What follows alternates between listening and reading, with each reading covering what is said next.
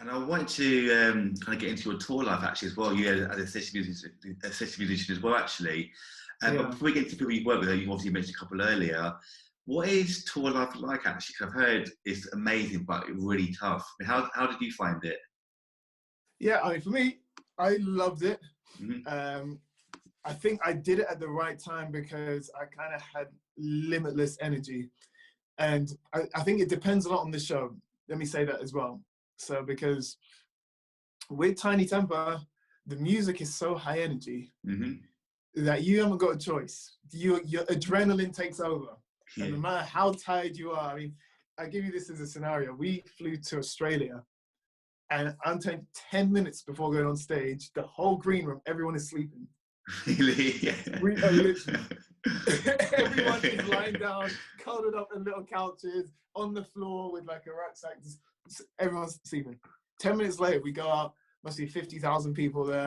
We Wow. were on 100. Everybody was just turned up because you can't help it. The music, the energy of the crowd, you find it, not you find it, but you feel amazing. So yeah, for that tour, even if we were jet lagged, we were tired, we still found a way. But we worked hard. I think that's the reward, is that moment on stage. But we really worked hard. And when the artist cares about the music as well, it's you have to give everything because, for example, that I think is the show after that one in Australia. Tinie Tempah actually called us into a conference room in the hotel. So we finished the show, we flew to another city. We're all really tired. We get to the hotel, we just want to sleep. And the management say, guys, downstairs in 10 minutes. They've got a whole setup. They play back the live show to us.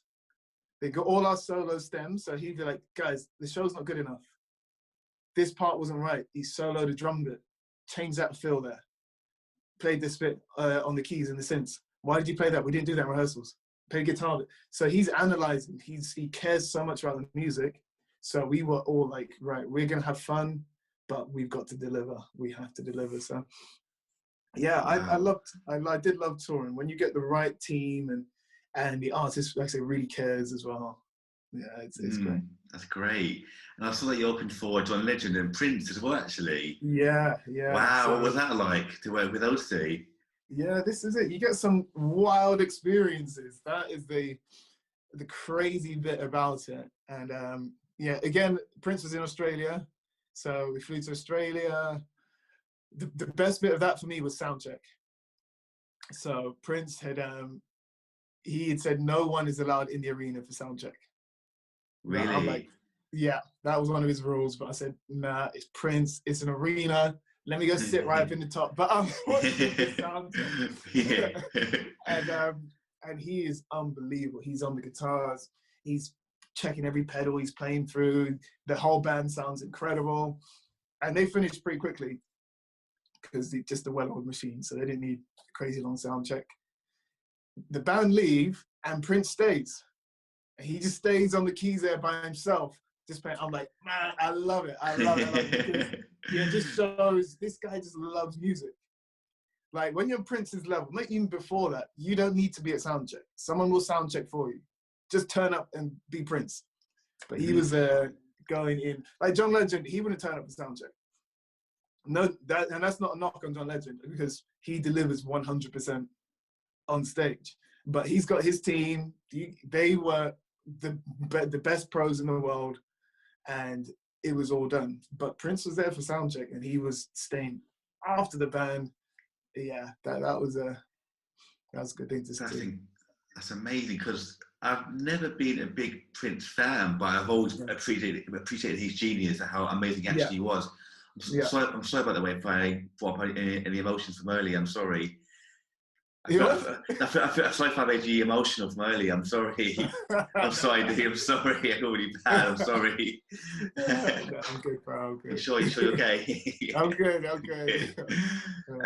But you say like that Prince. I was never a big Prince fan, but I appreciated how amazing he actually was. I mean, for you, was he? Yeah. Do you feel that he was one of the most gifted performers and musicians that you've got to see and work with as well? Yeah, absolutely. Because he plays everything as well, doesn't he? He plays everything, but what I love most about Prince is a word that sticks out for me, and that is prolific.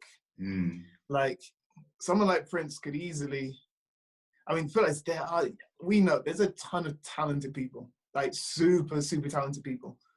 And they may have finished 10 songs in their life, but they may have 100 ideas. Prince finished, recorded, stuck in his vault thousands of songs. Like, his work rate, his creativity was just limitless. I think that's probably what I respect the most. It's like, you just got, it's unbelievable.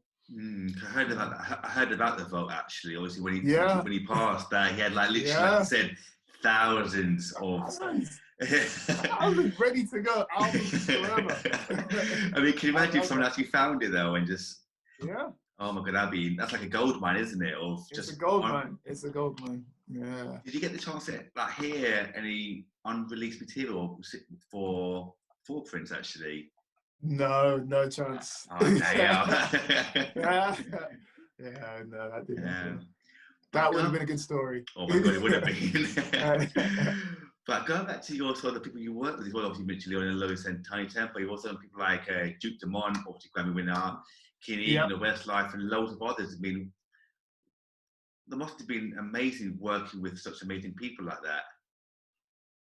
Yeah, I mean, it was amazing. It was amazing. And I tell you, I think I'm an observer, as you may have gathered. I'm an observer, I'm an analyzer. I like to understand the thinking behind something and the people behind something. And you really learn that when you got people you're working with who are doing it at that level. You know, where when I was working with Duke Dumont, he had the #1 song on the dance charts in America. So we sold out the LA, the Hollywood Bowl, like everywhere. Amazing. Pretty much 6-week tour, pretty much everywhere sold out. So it's good to be around people when they're in their moment and how that all works and see how they work, see who's behind this stuff that is affecting thousands of people. You know, it really fascinates me. I love working with Kian Egan because, you know, he's like, he can never lose because he's in people's hearts. So you learn that you get some artists, because they've been successful for so long, that connection they have with their fans is just, he just needs to stand there and he's made their day. You know, that's the thing.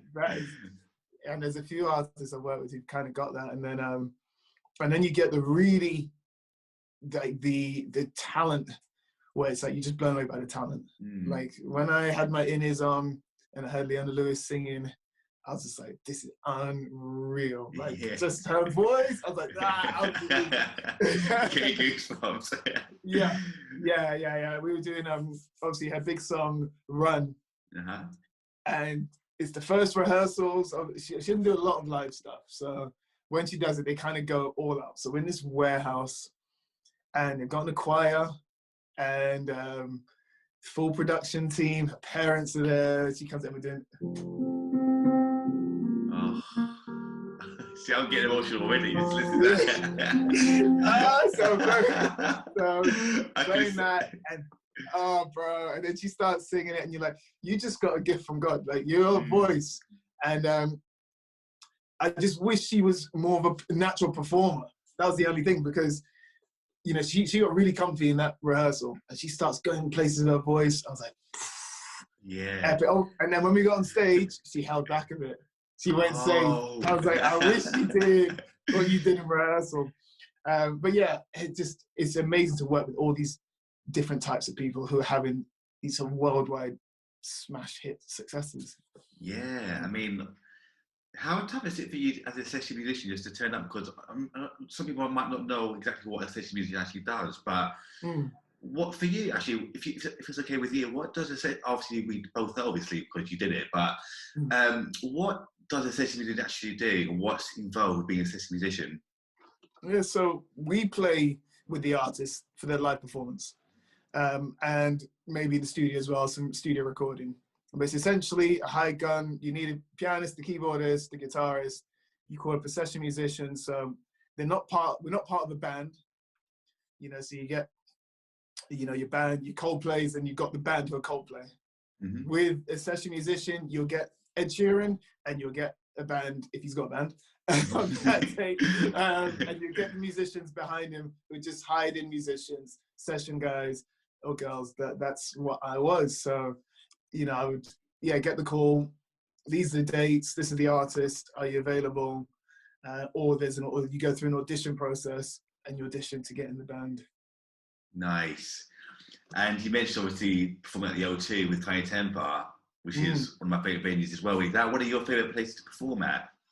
Do you feel? Oh yeah, I mean that is special. It's a special place. There, Wembley Arena, obviously the SSE Arena now, but I grew up in Wembley. Like I can hear the crowds at Wembley Stadium from my house growing up. Wow. So we got the chance to play in Wembley Stadium for the super, you know, the American NFL have a NFL match in London. Yeah. So we did the halftime show for that. No way. Yeah, and obviously growing up around the corner from that venue and then playing on that was a big deal. That was a big one. Yeah. You performed there 4 times, is that correct? At Wembley? Yeah, I think so. Yeah. Yeah, were they all for Tinie Tempah, or were they for other NFL things, or were they different artists each time? Yeah, all different. So for opening up for John Legend, played there with Craig David. Oh, yes, Craig. Yeah. And Tinie Tempah. Was that once or twice? Yeah. Nice. So all a few different people. Sick. What was the Craig David show like?